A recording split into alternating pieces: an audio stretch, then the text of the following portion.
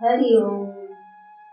एक गांव में एक बहुत समझदार और संस्कारी औरत रहती थी। एक बार वो अपने बेटे के साथ सुबह सुबह कहीं जा रही थी।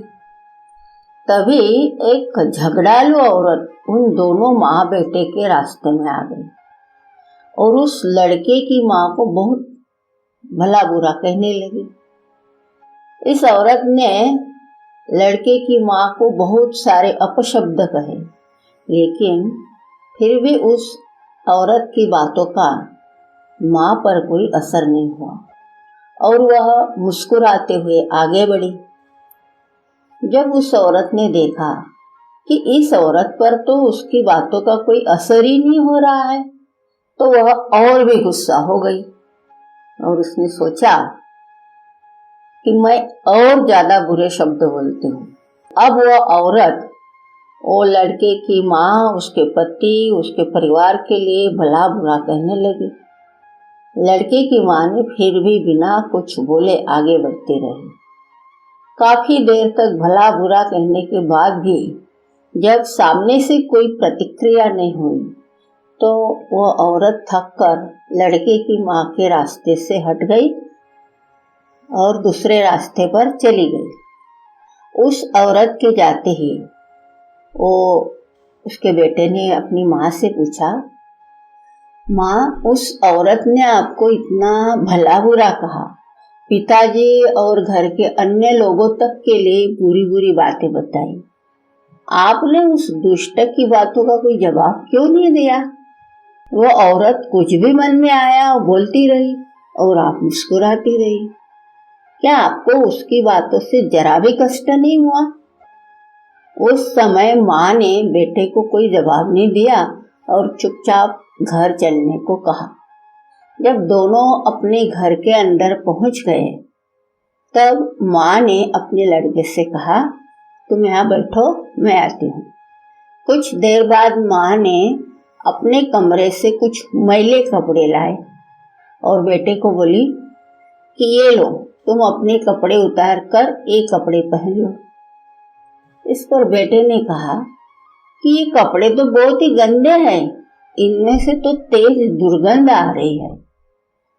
बेटे ने उन मैले कपड़ों को हाथ में लेते ही उन्हें दूर फेंक दिया।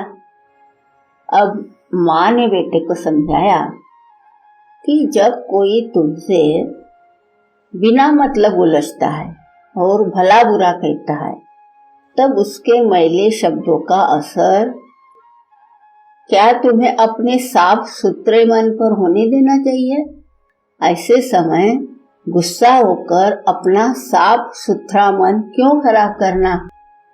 किसी के फेंके हुए मैले अपशब्द हमें अपने मन में धारण करके अपने मन को नहीं खराब करना चाहिए और नहीं ऐसी किसी बात पर प्रतिक्रिया देकर अपना समय नष्ट करना चाहिए। जिस तरह तुम अपने साफ सुथरे कपड़ों की जगह ये मैले कपड़े धारण नहीं कर सकते हो, उसी तरह मैं भी उस औरत के फेंके हुए मैले शब्दों को अपने साफ मन में कैसे धारण करती। यही वजह थी कि मुझे उसकी बातों से कोई फर्क नहीं पड़ा। तो मित्रों, हमें अपने संस्कारों द्वारा ही किसी के व्यक्तित्व का पता चलता है। संस्कार ही मनुष्य की पहली सीढ़ी होती है, जो कि उसके व्यक्तित्व को बनाती है। अच्छे संस्कार ही हमें जीवन में आगे बढ़ने के लिए प्रेरित करते हैं। श्रेष्ठ संस्कार से ही श्रेष्ठ समाज का निर्माण होता है। इसके लिए बच्चों में दया, करुणा, सत्य, परोपकार, सहकार, प्रकृति प्रेम, पशु प्रेम, राष्ट्र प्रेम, ज्ञान के बारे में महत्व, ऐसे अनेक सद्गुणों के प्रति पहले बच्चों में इसके संस्कार डाल देने चाहिए और इन्हीं संस्कारों के आधार पे जो परिवार, समाज, देश बनता है, उससे उसके व्यक्तित्व का पता चलता है। उच्च संस्कार ही हमारी धन दौलत है। ये मनुष्य की अमूल्य धरोहर है। माँ के उच्च संस्कार बच्चों के संस्कार निर्माण में महत्वपूर्ण भूमिका निभाते हैं। इसलिए आवश्यक है कि सबसे पहले माता पिता संस्कारवान बने, तभी बच्चे भी संस्कारवान चरित्रवान बनकर घर की परिवार की प्रतिष्ठा बढ़ा सकेंगे। हरि ओम।